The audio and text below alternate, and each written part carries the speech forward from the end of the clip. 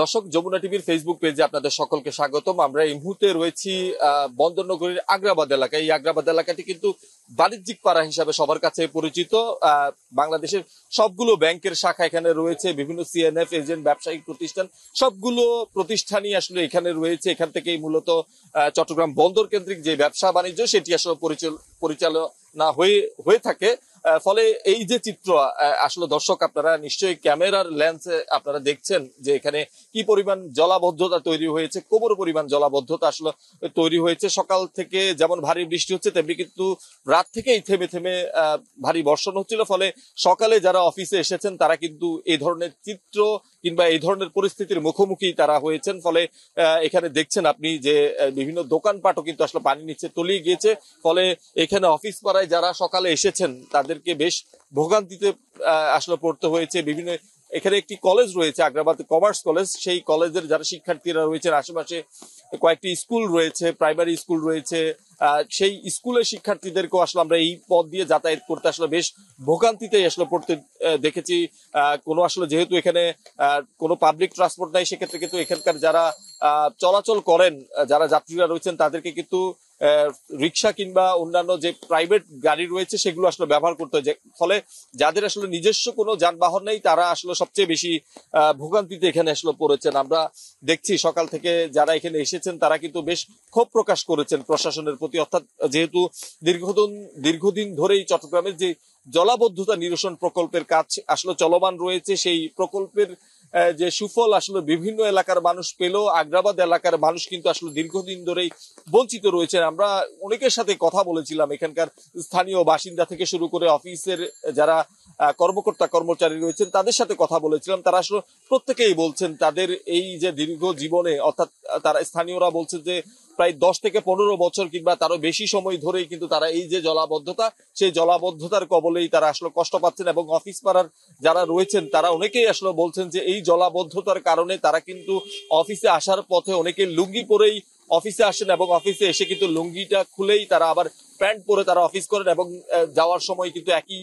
ধরনের পন্থা অবলম্বন করেই কিন্তু আসলে এখানকার যারা অফিস করেন তাদেরকে আসলে এই কাজগুলো করে যেতে হচ্ছে। ফলে এই যে জলাবদ্ধতা, সেই জলাবদ্ধতা থেকে আসলে মুক্তি চান সাধারণ মানুষ। তারা আসলে বলছেন কোথায় সমস্যা রয়েছে, বিশেষ করে যেহেতু মুরাদপুর, জিসি সহ অন্যান্য নিচু এলাকায় যেভাবে জলাবদ্ধতা আমরা বিগত সময়ে দেখেছি, এবছর কিন্তু আমরা সেই জলাবদ্ধতা এসব স্থানে দেখিনি। ফলে সাধারণ মানুষ বলছে সেখানে জলাবদ্ধতা আসলে যেভাবে সংস্কার করা হয়েছে কিংবা জলাবদ্ধতা আসলে বন্ধ করা হয়েছে, এই আগ্রাবাদ এলাকায়ও যদি আসলে সেই পন্থা কিংবা সেই ব্যবস্থাগুলো গ্রহণ করা হয়, সেক্ষেত্রে কিন্তু এই যে জলাবদ্ধতা সেটি থেকে আসলে সাধারণ মানুষ কিছুটা মুক্তি পাবে।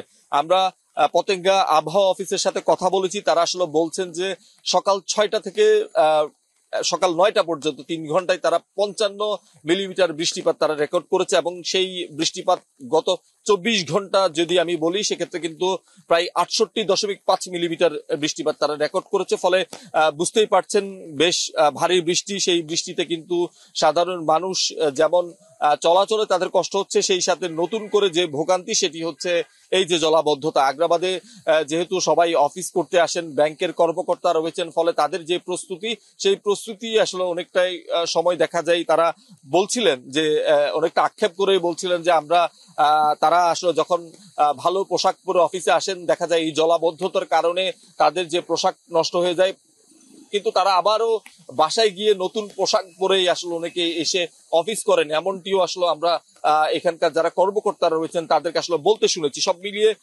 আমরা আসলে কথা বলার চেষ্টা করবো এখানকার যারা অফিস পাড়ার লোকজন রয়েছেন কিংবা এখানে সাধারণ মানুষ যারা রয়েছেন তাদের সাথে একটু কথা বলার চেষ্টা করব, তারা কি ধরনের ভোগান্তিতে পড়েন, এই যে কষ্ট সেটি আসলে আপনারা মোকাবেলা করেন কিভাবে এবং ভোগান্তি হয় কিনা।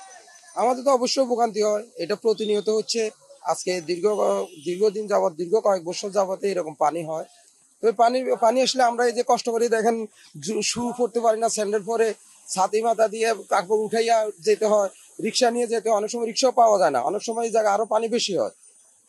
এটা কিন্তু এটা কার গাফিলতি বা কি কারণ? না, আসলে গাফিলতিও বলা যাবে না, চেষ্টা করতেছে বর্তমান মেয়রও চেষ্টা করতেছে। আসলে জলাবদ্ধতা বলতে এই এলাকাগুলি তো আসলে নিচু হয়ে গেছে পানির স্তরের কারণে।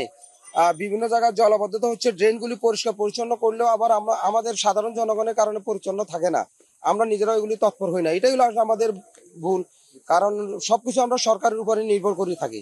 ঠিক আছে, ধন্যবাদ। আসলে শুনছিলাম আমরা আরেকজনের সাথে একটু কথা বলবো।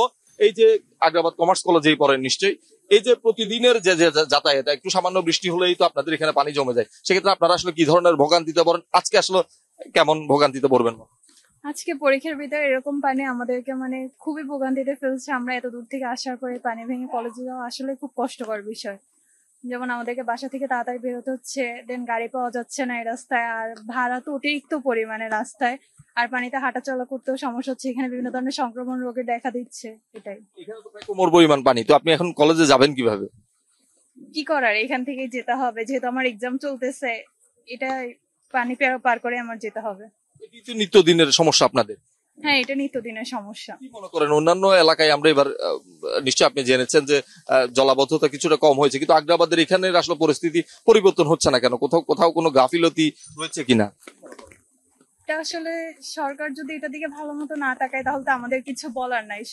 কর্তৃপক্ষ এটার জন্য তো দায়ী না। যদি এইখানে একটা শিক্ষা প্রতিষ্ঠান, সেখানে যদি রাস্তাঘাটে উন্নয়ন না করা হয়, শিক্ষার্থীদের কষ্ট হবে, এটা তো বোঝার দরকার।